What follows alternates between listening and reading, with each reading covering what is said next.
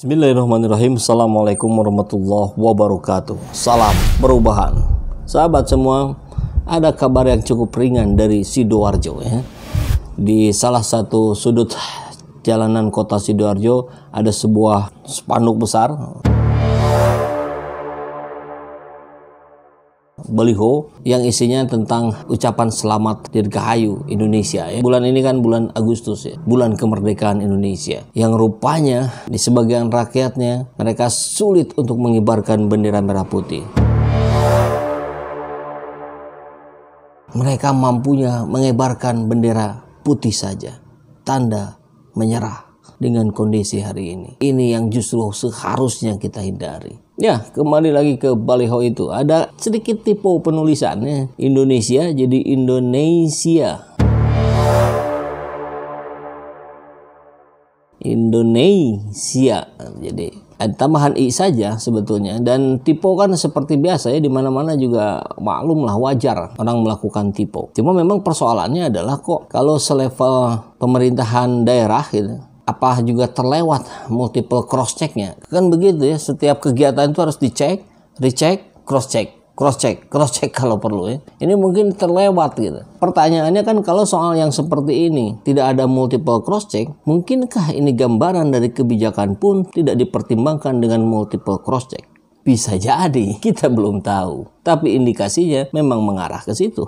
Walaupun tetap ujungnya sih kalau salah cetak aja sih, udahlah jangan terlalu dipermasalahkan. Kan yang harus kita permasalahkan adalah kebijakan yang typo, kebijakan yang salah, kebijakan yang ngaco. Kita fokus ke situ. Ya barangkali kalau kita mau positive thinking ya, karena kan pemerintah hari ini sedang sibuk-sibuknya ya, menangani pandemi COVID-19, menangani sesuatu yang tidak terlihat, sehingga yang terlihatnya malah terabaikan. Ya persis juga tuh para politikus itu, dari partai hijau, partai merah, partai kuning ya, pasang baliho di mana-mana, mungkin di seluruh Indonesia itu bisa jadi nilainya miliaran atau belasan miliar atau malah puluhan miliar. Bayangkan ya, kalau dari partai hijau Gus Muhaimin, partai kuning Golkar, partai merah PDIP itu tidak membuat baliho ya, maka belasan puluhan miliar itu bisa disumbangkan untuk penanganan COVID-19. Ya, itu yang keren. Ini malah berebut panggung 2024. Sehingga yang dekatnya saja, tipe tulisan spanduk kelewat. Rakyat kelaparan kelewat. Orang nggak bisa dagang kelewat. Barangkali kelewat, nggak kelihatan gitu pemerintah itu. Bukan abai, karena nggak kelihatan. Jadi saya kira saya ngajaklah sahabat semua untuk lupakan sajalah. Itu persoalan kecil, typo, nggak disengaja. Nggak disengaja aja Juliari Batubara minta divonis bebas. Ya. Ya, saya kira kita sebagai rakyat jelata harus cerdas. Jangan sampai sekedar typo itu kemudian mengaburkan prestasi yang sudah diangkat oleh Sidoarjo. Sidoarjo yang hari ini dipimpin oleh Gus Muhdor, gimana bacanya ya?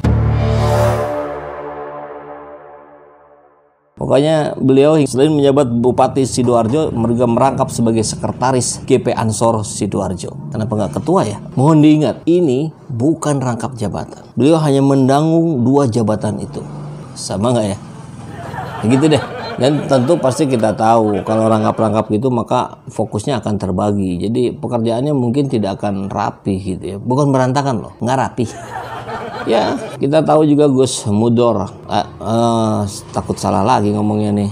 Ya pokoknya Bupati Sidoarjo inilah ya. Kan waktu pemilihannya diusung oleh PKB. Dan prestasinya sudah sangat banyak. Kita lihat beberapa prestasinya ya. Dimulai dengan penganggaran dana COVID-19 yang begitu besar. 30 miliar rupiah.